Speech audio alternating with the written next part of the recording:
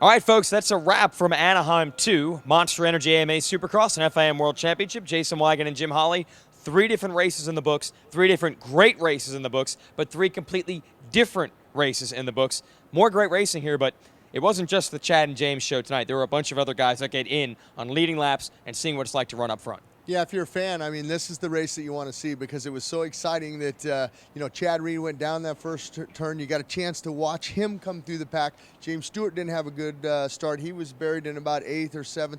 He had to come through. You saw Kevin Windham leading it. You saw the rookie Villapoto in there. You saw Josh Grant in there. These guys were all battling tonight, and that's what made it exciting. You had a bunch of different races you could watch. And the fans here tonight in Anaheim, A2, standing up the whole time, the whole 20 laps. Yep. They figured, hey, if these guys are putting on a show, we're going to stand up and give them the ovation that they deserve. They talk about the statement that Reed and Stewart are trying to make to each other. Call it a deadlock again, just like Phoenix. They were almost deadlocked on speed. Stewart wins the race, but Reed coming from 19th to 2nd, that serves a statement too. So really, it's still hard to call who's better between these two. Well, that's our question of the week. Yeah. I mean, on a head-to-head race, who's going to win? I mean, you don't know. And, you got to remember that when you're racing, there's 19, 20 guys in that main event. It's just not all about Reed and Stewart. I mean, you got to get around a lot of other guys. We saw Michael Alessi come away with that whole shot. Kevin Windham was up there. He had that podium. He was battling. Villapoto has his best finish, a 4th on the year. Josh Grant slips back to a 5th. He's been in the top 5. Couple podiums, but he had a 5th tonight.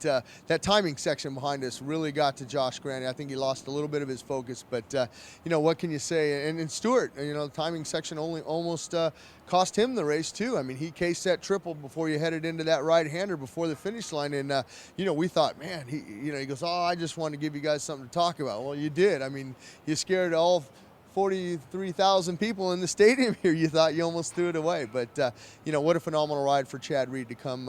He knew how valuable those points were. At one time, he was sitting in 4th. That was a lot of points.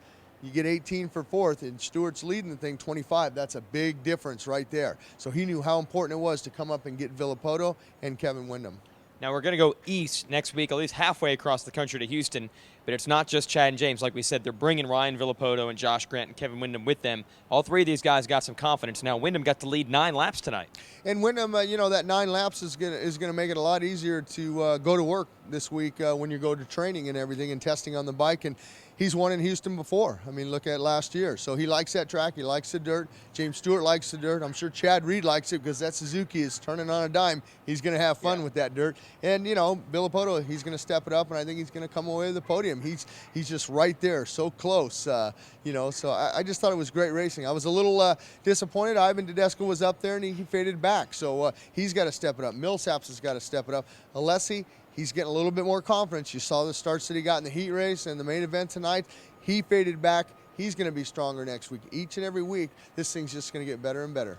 We'll talk about the lights class here real quick. Ryan Dungey, when the year began, everybody knew he had the talent and the team and the work ethic, but everybody wondered about the mental toughness. He's passed pretty much all the tests right now, and he's being cool, calm, and collected, taking care of business right now in the lights class. He is, and it was interesting to watch him because, coming away with his whole shot, was Ryan Morris. He gets that great hole shot, and he's leading it. And Dungey's just kind of waiting back there, waiting. And about lap 8, I believe, he made the pass on Morris and started to check out. Morris, on the other end, had a fight with his teammate, Jake Weimer, for that 2nd and 3rd spot. Weimer runs into a bunch of lap traffic and breathes a little bit more life into Ryan Morris, and Ryan Morris comes away with another podium. I mean, him and Dungey are the only guys that have been on the podium after 3 rounds of racing. And what can you say about Jason Lawrence? He didn't get it in the heat race. He come back. He wins the last chance to get in. He gets a bad start. He finishes up 4th. Something to build on. They're going to have a lot of time to think about it before we go to San Francisco on January 31st. And then what about Blos? Blos comes away with another top 5 finish. So, it's only going to get better. Trey Kennard, he wasn't here tonight because of that accident he had in Phoenix. He's going to be back in San Francisco. So that series is only going to get better as it goes on. And remember, we're going to bring the East Coast Series to life next week in Houston, so there'll be a whole new crop of contenders there. That's going to be fun to watch. You bring all those superstars in the Supercross class in, all the new contenders in the lights class. It's going to be awesome. If you're anywhere near the city of Houston, get there for Monster Energy AMA Supercross and FIM World Championship next week. That's it from Anaheim. I'm Jason. He's Jim. Thanks for watching.